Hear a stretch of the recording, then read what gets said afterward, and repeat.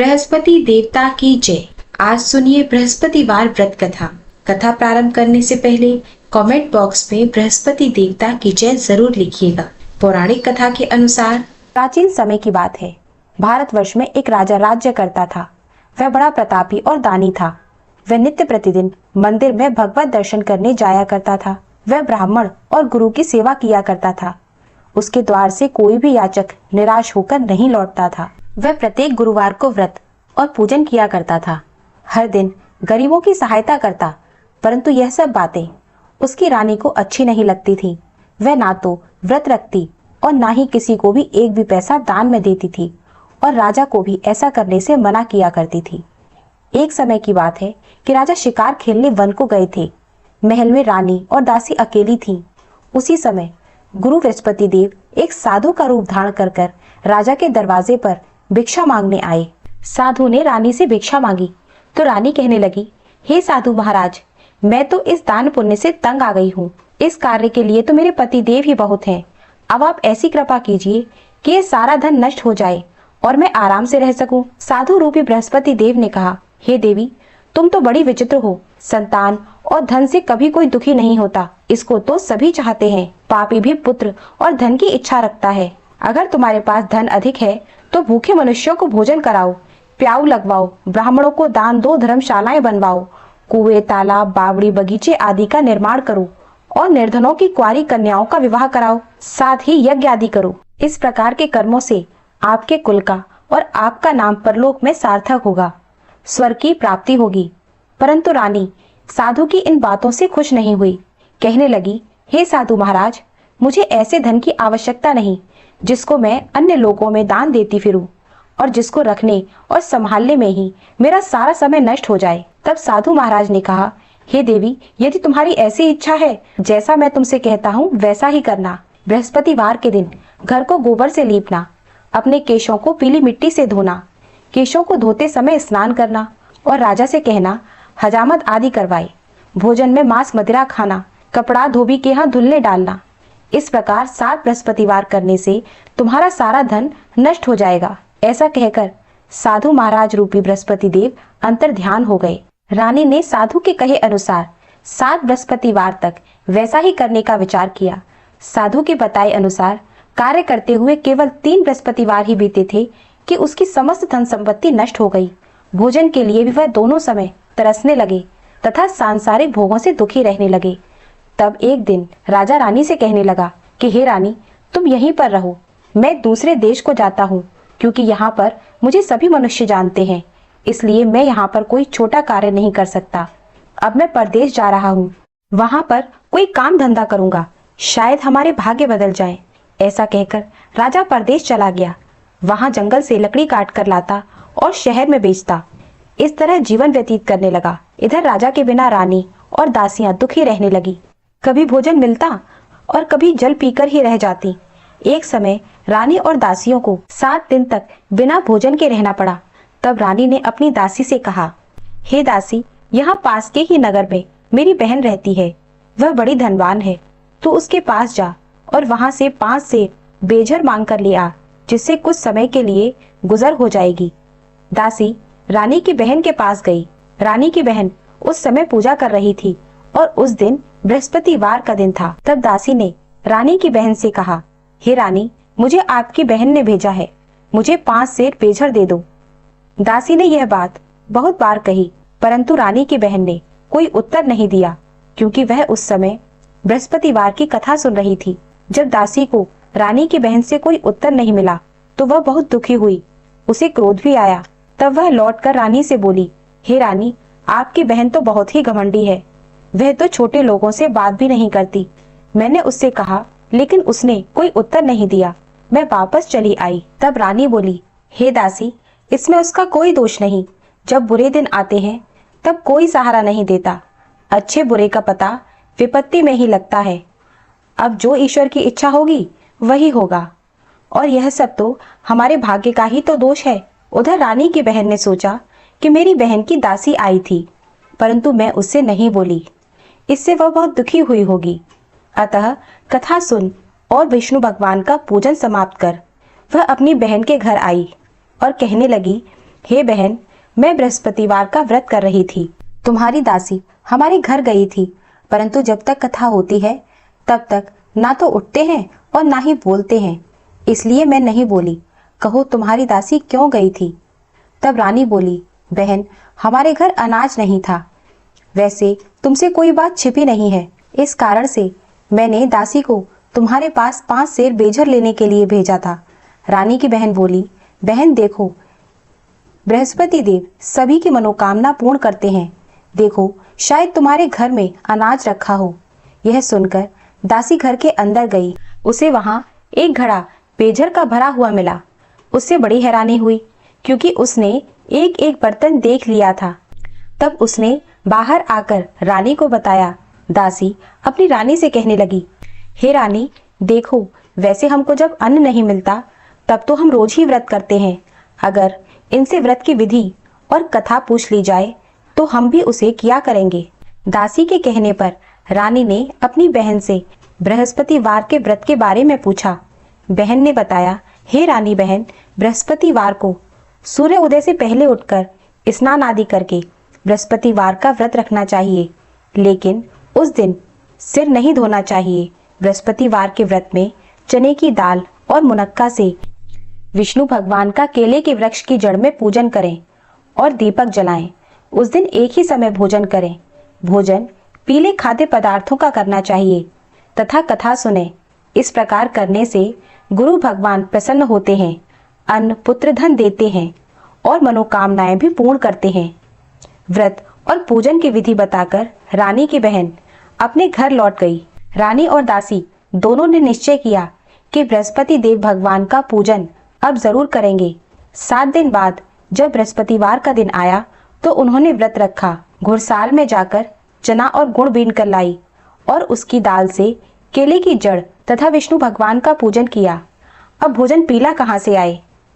दोनों बड़ी दुखी हुई, परंतु उन्होंने व्रत किया था, इस कारण से बृहस्पति देव भगवान प्रसन्न थे। एक साधारण व्यक्ति के रूप में वे 2 थालों में सुंदर पीला भोजन लेकर आए और दासी को देकर बोले, हे दासी, यह भोजन तुम्हारे और रानी के लिए है, तुम दोनों करना। दासी भोजन पाकर बड़ी प्रसन्न हुई और रानी से बोली, रानी जी, भोजन कर लो।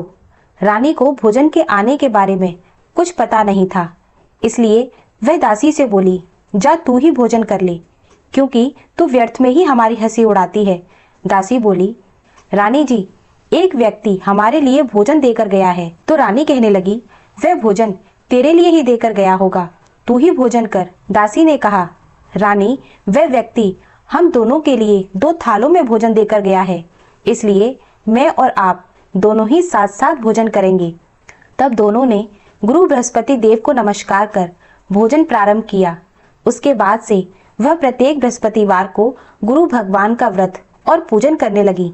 बृहस्पति भगवान की कृपा से उनके पास धन हो गया, परंतु रानी फिर से पहले की तरह आलस करने लगी। तब दासी बोली, देखो रानी, तुम पहले भी इसी तरह आलस करती थी, तुम्हें धन को रखने में कष्ट होता है, इसी कारण से सब धन नष्ट हो गया था। अब बृहस्पति देव की कृपा से धन मिला है तो तुम्हें फिर से आलस होता है। बड़ी मुसीबतों के बाद हमने यह धन पाया है, इसलिए हमें दान पुण्य करना चाहिए। तुम भूखे मनुष्यों को भोजन कराओ, प्याऊ लगवाओ, ब्राह्मणों को दान दो, कुआं, तालाब, बावड़ी आदि का निर्माण कराओ, मंदिर, पाठशाला आदि बनवाकर दान दो, कुंवारी कन्याओं का विवाह करवाओ, धन को शुभ कार्यों में खर्च करो, जिससे तुम्हारे कुल का यश बढ़ेगा और स्वर्ग की प्राप्ति होगी तथा पितृ प्रसन्न होंगे। दासी की बात मानकर रानी ने इसी प्रकार के कर्म करने प्रारंभ कर दिए, जिससे उनका काफी यश फैलने लगा। एक दिन रानी और दासी आपस में विचार करने लगी कि ना जाने राजा किस दशा में होंगे, उनकी कोई खोज खबर नहीं है। गुरु बृहस्पति देव से उन्होंने प्रार्थना की। बृहस्पति देव ने रात्रि में राजा को सपने में कहा, हे राजा, उठ, तेरी रानी तुमको याद करती है, जा अब अपने देश को लौट जा। राजा प्रातःकाल उठकर जंगल से लकड़ियां काटकर लाने के लिए जंगल की ओर चल पड़ा। जंगल से गुजरते हुए वह सोचने लगा कि रानी की गलती से उसे कितने दुख भोगने पड़े। राजपाट छोड़कर उसे जंगल में जाकर रहना पड़ा।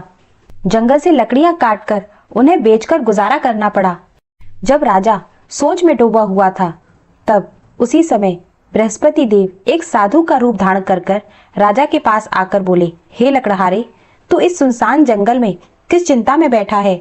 मुझे बताओ। यह सुनकर राजा की आंखों में आंसू भर आए। वह साधु की वंदना करता हुआ बोला, हे प्रभु, आप तो सब जानने वाले हो। इतना कहकर राजा ने साधु को अपनी संपूर्ण कथा सुना दी। महात्मा दयालु होते हैं। वे राजा से बोले, हे राजा, तुम्हारी रानी ने बृहस्पति देव के प्रति अपराध किया था, जिसके कारण तुम्हारी यह दशा हुई। अब तुम किसी प्रकार की चिंता मत करो, भगवान तुम्हें पहले से भी अधिक धन देंगे। देखो, तुम्हारी पत्नी ने बृहस्पतिवार का व्रत करना प्रारंभ कर दिया है। अब तुम भी बृहस्पतिवार का व्रत करके चने की दाल और गुड़ जल के लोटे में डालकर केले का पूजन करो, फिर कथा कहो या सुनो। भगवान तुम्हारी सब मनोकामनाएं पूर्ण करेंगे। साधु को प्रसन्न देखकर राजा बोला, प्रभु, मुझे लकड़ी बेचकर इतना पैसा तो नहीं मिलता जिससे मैं भोजन के उपरांत कुछ बचा सकूं, और मैंने रात्रि में अपनी पत्नी को व्याकुल देखा है। मेरे पास कोई साधन नहीं जिससे मैं उसका समाचार जान सकूं। फिर मैं बृहस्पति देव की क्या कहानी कहूं, ये भी मुझको नहीं मालूम है। तब साधु ने कहा, राजा, तुम किसी बात की चिंता मत करो। बृहस्पतिवार के दिन तुम रोजाना की तरह लकड़ियां लेकर शहर में जाओ। तुम्हें रोज से दुगना धन प्राप्त होगा, जिससे तुम भली भांति भोजन कर लोगे तथा बृहस्पति देव की पूजा का सामान भी आ जाएगा। और जो तुमने बृहस्पतिवार की कथा के बारे में पूछा है, वह इस प्रकार है। प्राचीन काल में एक बहुत ही निर्धन ब्राह्मण रहता था। उसकी कोई संतान नहीं थी। वह नित्य ही पूजा पाठ करता, परंतु उसकी स्त्री बहुत ही मलिनता के साथ रहती थी। वह ना तो स्नान करती और ना ही किसी देवता का पूजन करती थी। प्रातः काल उठते ही सर्वप्रथम भोजन करती, बाद में कोई अन्य कार्य करती। ब्राह्मण देवता बहुत दुखी रहते थे। पत्नी को बहुत समझाते, किंतु उसका कोई परिणाम न निकलता। भगवान की कृपा से ब्राह्मण की स्त्री के एक कन्या उत्पन्न हुई। वह कन्या अपने पिता के घर में बड़ी होने लगी। वह बालिका प्रातःकाल स्नान करके भगवान विष्णु का जाप करती। वह बचपन से ही बृहस्पतिवार का व्रत भी करने लगी। पूजा पाठ समाप्त करके विद्यालय जाती तो अपनी मुट्ठी में जौ भरकर ले जाती और पाठशाला जाने के मार्ग में डालती जाती।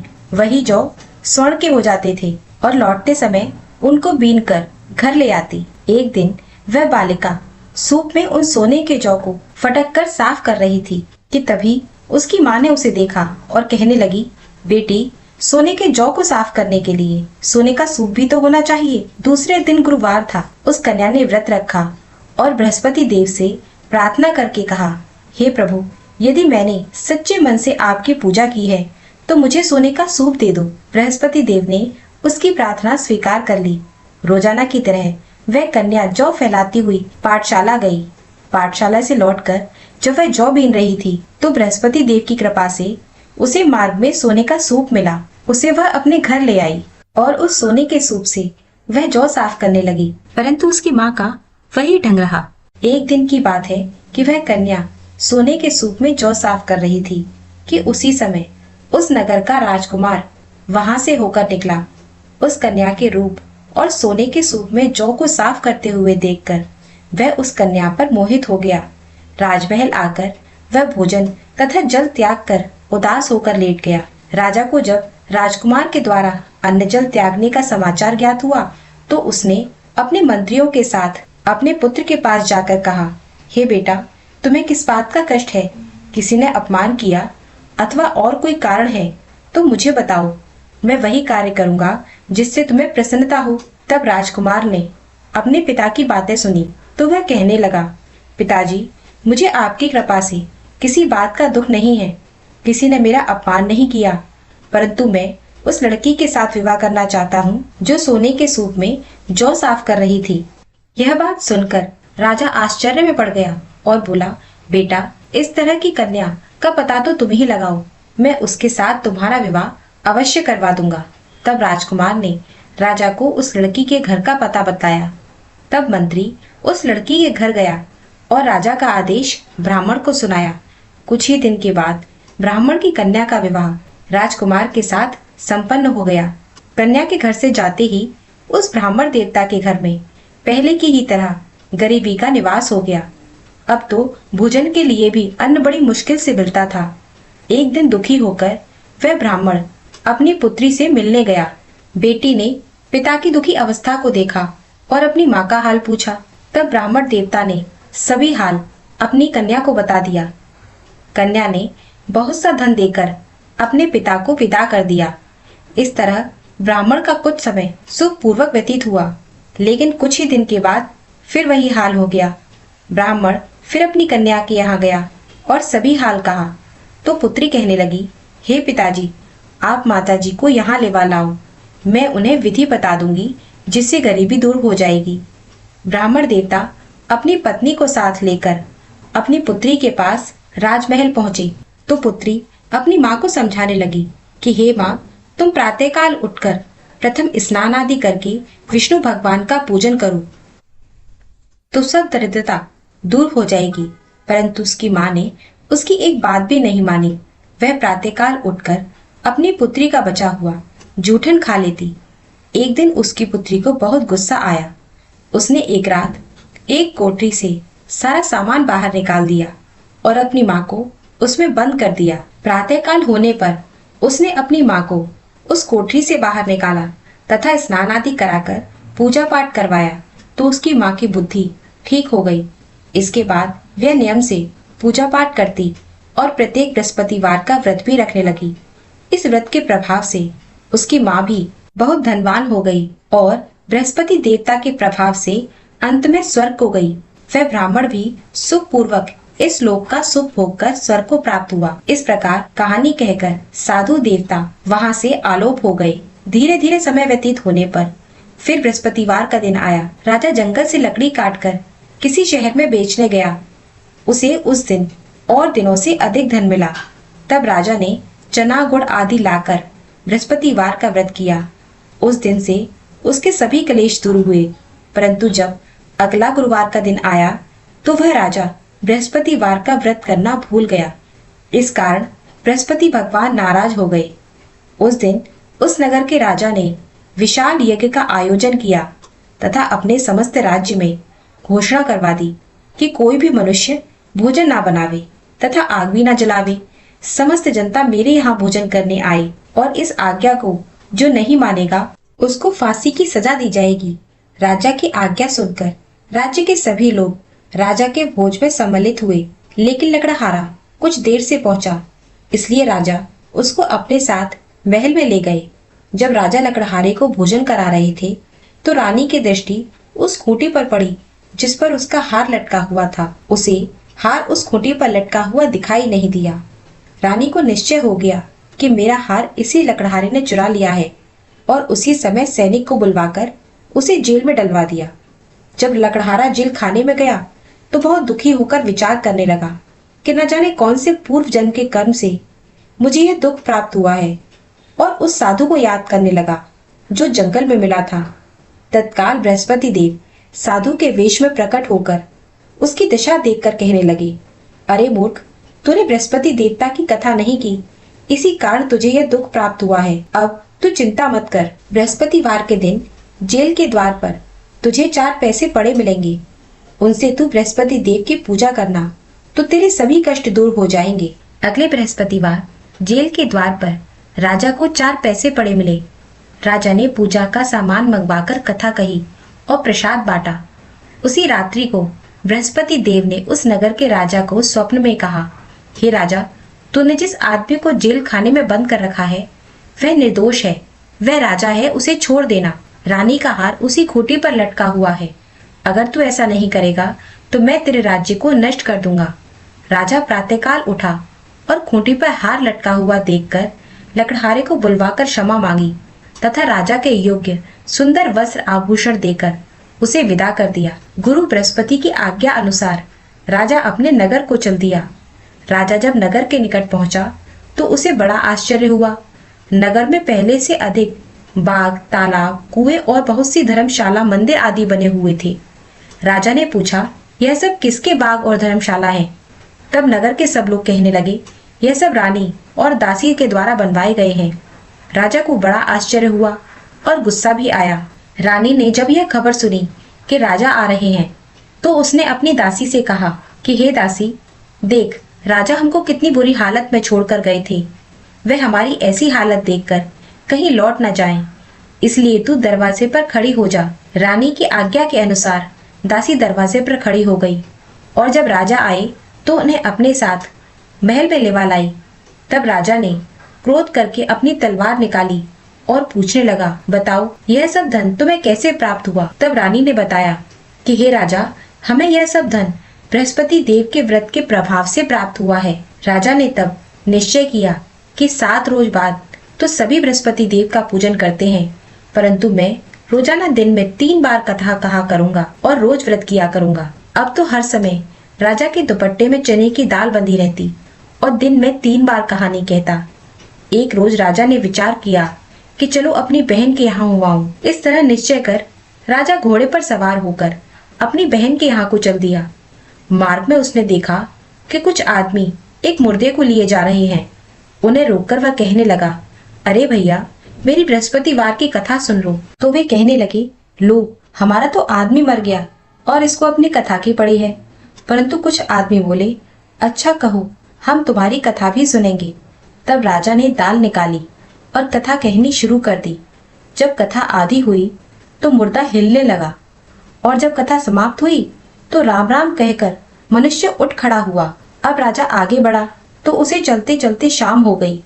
आगे मार्ग में उसे एक किसान खेत में हल चलाता हुआ मिला। राजा ने उससे बोला, अरे भैया, तुम मेरी बृहस्पतिवार की कथा सुन लो। वो बोला, जब तक मैं तुम्हारी कथा सुनूंगा तब तक 4 हरैया जोत लूंगा। जाओ, अपनी कथा किसी और को सुनाना। राजा आगे चलने लगा। राजा के हटते ही बैल पछाड़ खाकर गिर गए और किसान के पेट में बहुत जोर से दर्द होने लगा। उसी समय उसकी माँ रोटी लेकर आई। जब उसने यह देखा तो अपने बेटे से सब हाल पूछा और बेटे ने सभी हाल कह दिया।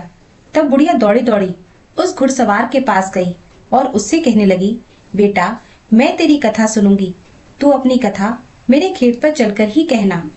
तब राजा ने लौटकर बुढ़िया के खेत पर जाकर कथा कही, जिसको सुनते ही बैल खड़े हो गए और किसान के पेट का दर्द भी बंद हो गया। अब राजा अपनी बहन के घर पहुंचा। बहन ने भाई की खूब मेहमानी की। दूसरे रोज राजा प्रातःकाल जागा तो वह देखने लगा कि सब लोग भोजन कर रहे हैं। राजा ने अपनी बहन से पूछा कि कोई ऐसा मनुष्य है जिसने भोजन ना किया हो, जो मेरी बृहस्पतिवार की कथा सुन ले। तब बहन बोली, हे भैया, यह देश ऐसा ही है। यहाँ पहले भोजन करते हैं, बाद में कोई अन्य कार्य करते हैं। अगर कोई पड़ोस में हो तो देख कर आती हूँ। ऐसा कहकर वह देखने चली गई, परंतु उसे कोई ऐसा व्यक्ति नहीं मिला जिसने भोजन ना किया हो। फिर वह एक कुम्हार के घर गई जिसका लड़का बीमार था। उसे मालूम हुआ कि उसके यहाँ 3 दिन से किसी ने भोजन नहीं किया। रानी ने अपने भाई की कथा सुनने के लिए उस कुम्हार से कहा तो वह तैयार हो गया। राजा ने जाकर बृहस्पतिवार की कथा कही, जिसके सुनते ही लड़का ठीक हो गया। अब तो राजा की प्रशंसा चारों ओर होने लगी। एक दिन राजा ने अपनी बहन से कहा, हे बहन, मैं अपने घर को जाऊंगा, तुम भी तैयार हो जाओ। राजा की बहन ने अपनी सास से अपने भाई के साथ जाने की आज्ञा मांगी। सास कहने लगी, जा चली जा, परंतु अपने बच्चों को मत ले जाना, क्योंकि तेरे भाई की कोई संतान नहीं होती। बहन ने अपने भाई से कहा, भैया, मैं तो चलूंगी, परंतु कोई बालक नहीं जाएगा। तब राजा ने कहा, जब कोई बालक ही नहीं जाएगा तो तुम चलकर क्या करोगी? और दुखी मन से राजा अपने नगर को लौट आया। तब राजा ने अपनी रानी से कहा, हम निसंतान हैं, इसलिए हमारे घर कोई नहीं आता। ऐसा कहकर वह बिना भोजन आदि किए शैया पर लेट गया। रानी बोली, प्रभु बृहस्पति देव ने हमें सब कुछ दिया है, वह हमें संतान भी अवश्य ही देंगे। उसी रात को बृहस्पति देव ने राजा को स्वप्न में कहा, हे राजा, उठ, सभी सोच त्याग दे, तेरी रानी गर्भवती है। राजा को यह बात जानकर बड़ी खुशी हुई और 9वें महीने में रानी ने एक सुंदर पुत्र को जन्म दिया। जब राजा की बहन ने यह शुभ समाचार सुना तो वह बहुत खुश हुई और बधाई लेकर अपने भाई के यहाँ आई। तभी रानी ने कहा, घोड़ा चढ़कर तो नहीं आई, गधा चढ़ी आई है। राजा की बहन बोली, भाई, मैं इस प्रकार न कहती तो तुम्हें संतान कैसे मिलती?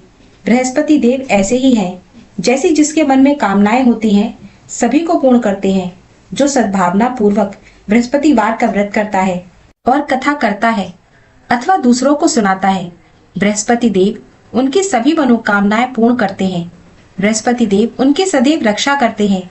जो संसार में सद्भावना से, सच्चे हृदय से बृहस्पति देव का पूजन करते हैं और उनकी सभी मनोकामनाएं उसी प्रकार पूर्ण हो जाती हैं जैसे रानी और राजा ने बृहस्पति देव की कथा का गुणगान किया।